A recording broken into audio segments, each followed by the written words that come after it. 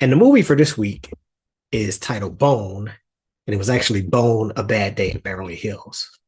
Now, it's kind of hard with this one to call it Blaxploitation when only one person in the film was a black person.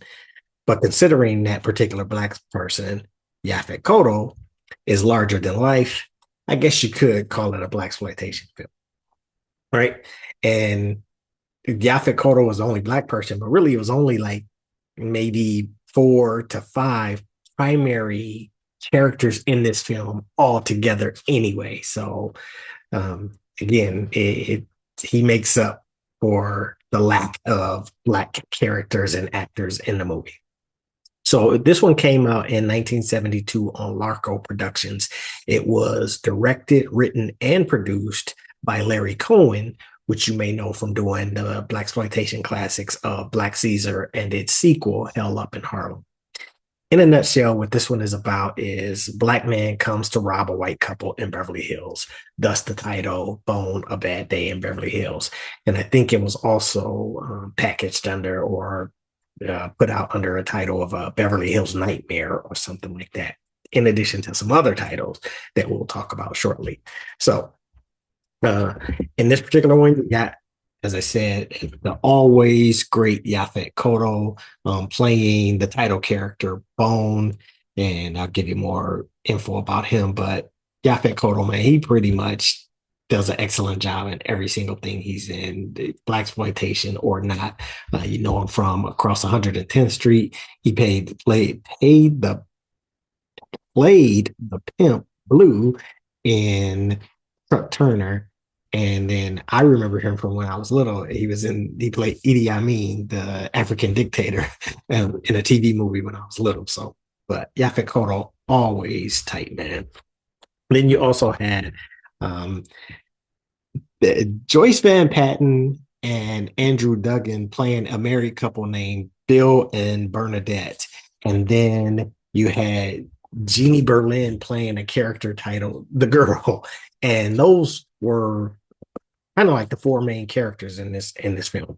Now, before I give you an overview of it, just to tell you a little bit about it, again, it is some people consider it Blaxploitation, some don't. This is a dark comedy with flashbacks and fantasy sequences throughout.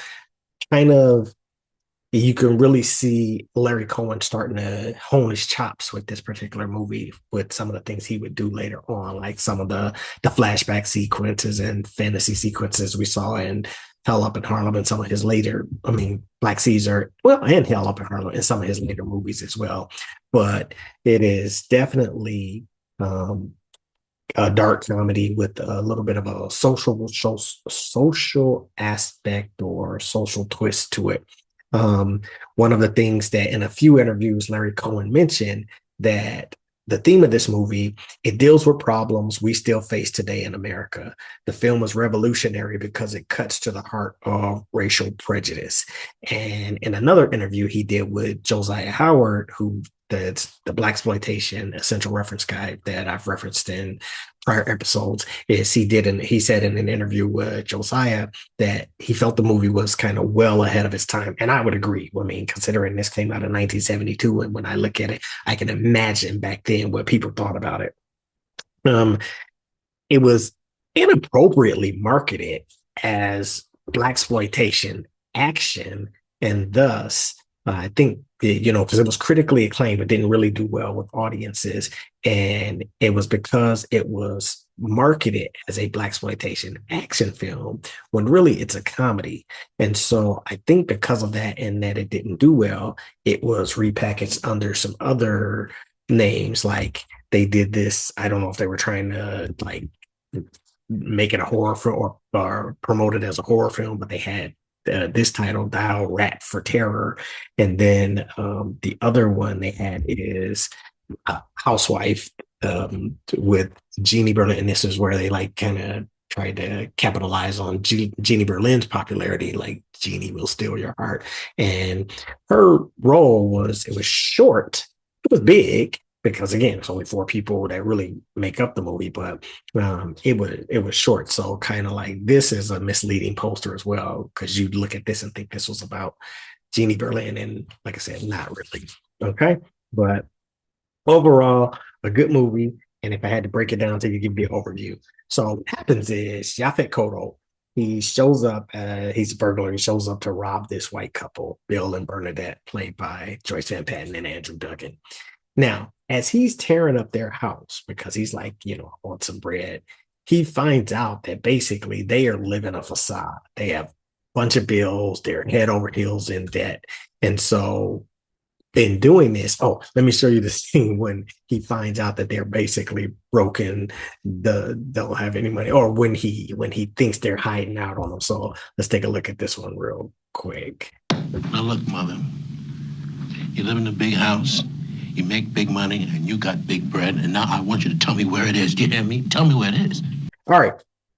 So anyway, when he finds out that they're broke, he's like gets frustrated, but then he discovers that Bill has this hidden bank account which he's hidden from his wife. So now Bill and Bernadette get into it because he's hiding money from her, but Bone interrupts and he sends Bill to get the money. Basically says, "Hey, you go clear this bank account out, bring me the money, or else I'm going to rape and kill your wife." Now, while he's out getting the money at the bank, he meets the girl, this chick, and that's who Jeannie Berlin is. And he starts hanging out with her. So he just makes start hanging out with her.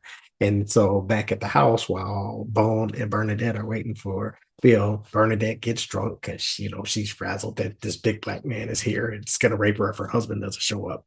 And so she gets drunk. And then the time comes. So Bone had told Bill, be back by 3:30. I'm going to rape and slash your wife's throat. So the time comes and he goes to, fulfill on what he said he would do to Bernadette. But while this is happening, she starts to give in. And so while she gives in, Bone loses interest because I guess he can't really get into the lady unless she's fighting back. All right. So now they're both frustrated because Bill's not showing up. And, Bernadette winds up seducing Bo because he wouldn't go through with what he said he was going to do. So she winds up seducing Bo while Bill is cavorting with the girl. So with Jeannie Berlin, he hops in the sack with her. So while all of this is going on, they start to realize that, Bill ain't coming back. He did clear out that bank account and he's not coming back. So then Bone and Bernadette decide to team up. And, because Bill was going to leave her to get killed. So Bone and Bernadette decide to team up because they find an insurance policy that he has. So they say, hey, we're going to take Bill out. They catch him. So they track him down. And then he tries to negotiate with them and saying, hey, I'll give you the money and all this and that. But, they're not with it. So Bernadette takes out all her pent up rage on it, kills Bill, and basically at the end, it goes off with like this really weird rant. And she's not breaking the fourth wall talking to the audience, but it's this weird rant, and Bone mysteriously has disappeared, like he's nowhere around. So that's what I'm saying. Like, it was like kind of abstract in a sense in how Larry Cohen shot and put it together.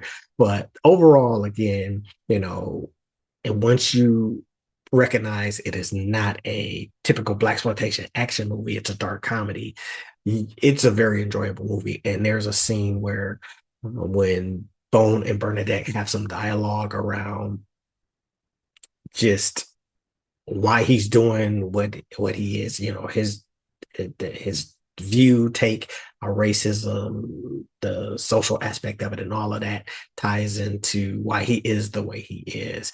It's a deep conversation, and you all know I usually am like, hey, I just like to watch my Blaxploitation movies for the campiness and all that good stuff. But this one, the conversation that they have, it's a longer scene. I'm gonna just play a snippet of it, but it's very powerful. So let me just play a snippet of it, and then I definitely encourage you to check out the movie, and you can get a sense of the full scene because it's more like what I am about to show you. So let's go ahead and peep that out. I had it all worked out. I had the nigga mystique. I talk nigga talk, I'd walk nigga walk. I had it made. Then they changed it. And so I don't know if you can get a sense for just that little snippet, how powerful that is, but imagine like an entire scene uh, with him kind of delivering that type of dialogue. So it's really powerful.